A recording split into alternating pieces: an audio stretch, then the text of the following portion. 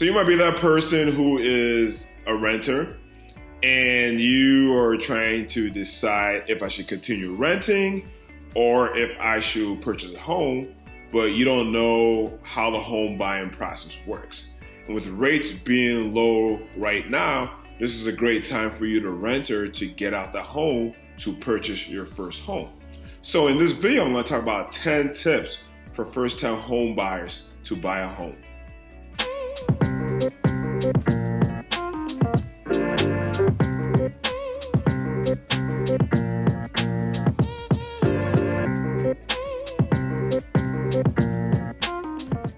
Hi, my name is dipo.phillips. If it's your first time on my YouTube channel, welcome to my YouTube channel.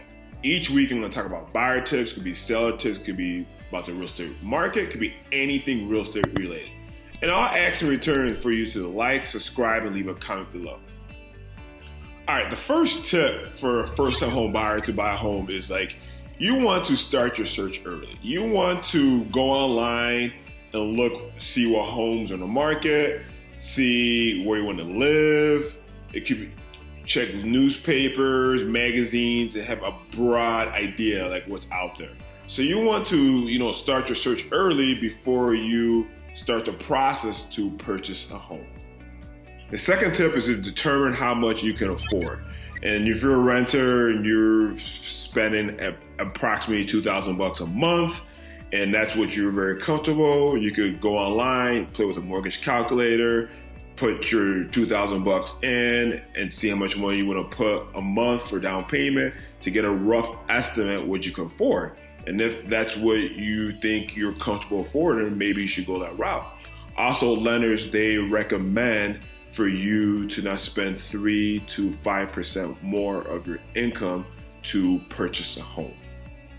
The third tip is get pre-approved. I'm going to talk to you what a pre-qualification is and what a pre-approval is.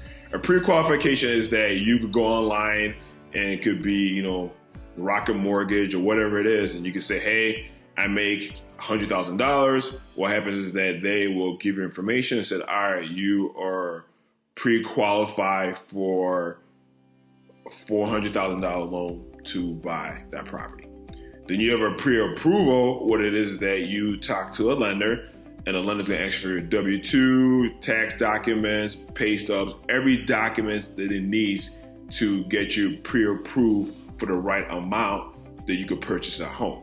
And the cool thing about a pre-approved letter is good as cash. It lets the seller knows that you're a serious buyer and you want to purchase a home. So this is the third step to get pre-approved. It's very important. And you need to make sure that you're pre-approved to make sure what you could be approved for to purchase a home. Because you don't want to go out there and don't do this step and you go look at homes and you fall in love with this home and you hear about the bad news that you are not approved for that amount. So before you look at homes, please make sure to get pre-approved. So the fourth tip is finding an agent. When you find an agent, what the agent's going to do, the agent's going to sit down with you, try to get to know you and see, all right, what are your goals? Why are you buying a home? And when you meet with the agent's job is to educate you how the home buying process works from A to Z. And talk to you, here are the contracts. If we're submit an offer, these are what the contracts look like. Or how we're going to negotiate for your offer to win if we come in any multiple offer situations. And the agent's going to meet with you with your wish list. What do you want in your property, your must-haves. Then when you have the wish list, then what the agent's going to do is going to set an email through the multiple listing service to send you homes what's on the market. So any new homes that hits the market will be in your email box so you can see what's on the market. And also too is that all this stuff costs free. It's free, it doesn't cost you any money, and the seller pays the agent commission. The fifth tip is we're gonna look at homes. So after you meet with the agent and you did a buyer consultation, now it's to look at homes. So these are the homes that we're going to look at and going to do a buyer tour to see what homes fit your criteria. So this is where the fun begins. You get in a car, you meet with the agent at the property, and you look at homes. So when you're looking at homes, what you need to do as a buyer is to take notes. Like, you want to make sure that everything fits your wish list or your criteria, or things that you like and things you don't like. And the cool thing too is that you want to make sure that you communicate with the agent so the agent could know what you like. And I always tell my clients, from a scale of 1 through 10, anything 7 or better, we keep. Anything under 7, we throw. And what this does, it kind of helps the agent understand, like, all right, this is what you like, what you don't like, so we can better assist you. So the 5th tip is, look at homes. This is when the fun begins. And when you find a home that you like, and that's when you put an offer. The 6th tip is home inspection. This is when you do after your offer gets accepted. So when your offer gets accepted, you gotta have a home inspection on a property that you want to buy.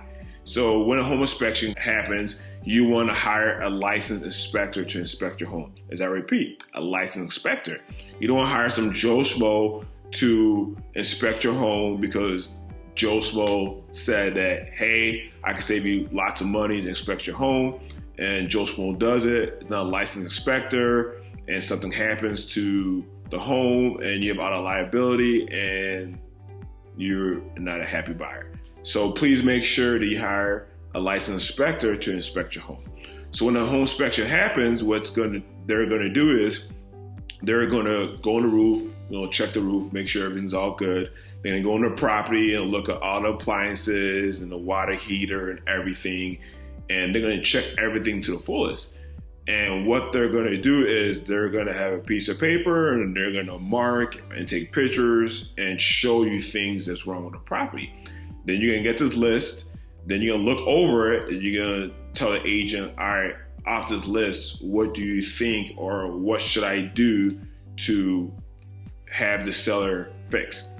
And you, as a buyer, you don't want to nickel dime everything. So if you have a bad doorknob or a paint's chip, you want to, not include that for them to fix.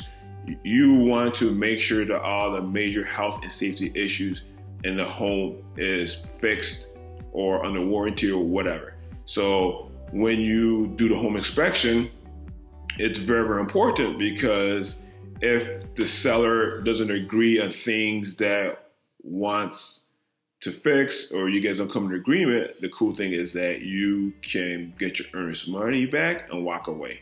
So it's very, very important for you as a buyer to do a home inspection in any property you buy. The 7th tip is you want to meet with the lender. This is when you will talk about all the different loan programs out there that you're comfortable. You want to talk to them and see, what can I afford to make my payments easy peasy? And you just want to make sure also too that you have all your documents in, because I know when you start the whole pre-approval process, you're supposed to submit your documents, but any extra documents that you need to submit, please make sure you submit. So when the lender meets with you, and you talk to the lender on the phone, and you get all the information, and you pick the right loan program, and you're comfortable with the payment, then the lender can get all the information and put it on underwriting. So when they put it under underwriting, then that's when the lender will order a home appraisal for your property. So the 8th tip is home appraisal. Home appraisal is very, very important, because you as a buyer, you want to make sure that the home appraises for the amount that the seller is selling the home. Because the lender is only going to offer you what the home is worth. So for example, if the seller said the home was worth $400,000 and the appraisal went out there and they appraised the home is $400,000, then you're good to go. But if they come and they're appraised and the appraisal came to $380,000, then you're short $20,000. And the lender is only going to loan you the amount for what the home is appraised. So now you have an appraisal gap, and you have to figure out, all right, what am I going to do? Am I going to buy this home, or am I going to talk to the seller to see if the seller can meet me halfway, or different options, And if this is the home that you want, then you might all right, I might have to come up with an extra $20,000 from closing to reach that gap to purchase a home.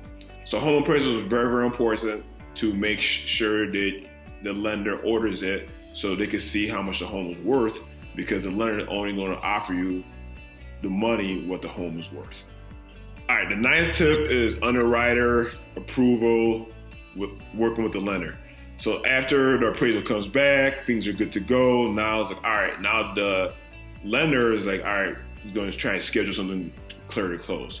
They're going to communicate with the underwriter and make sure that any extra documents or anything that we need, that we're good to go so we can close on this property. And I always advise my clients, when they're this close to closing a property, things that you want to do and not do.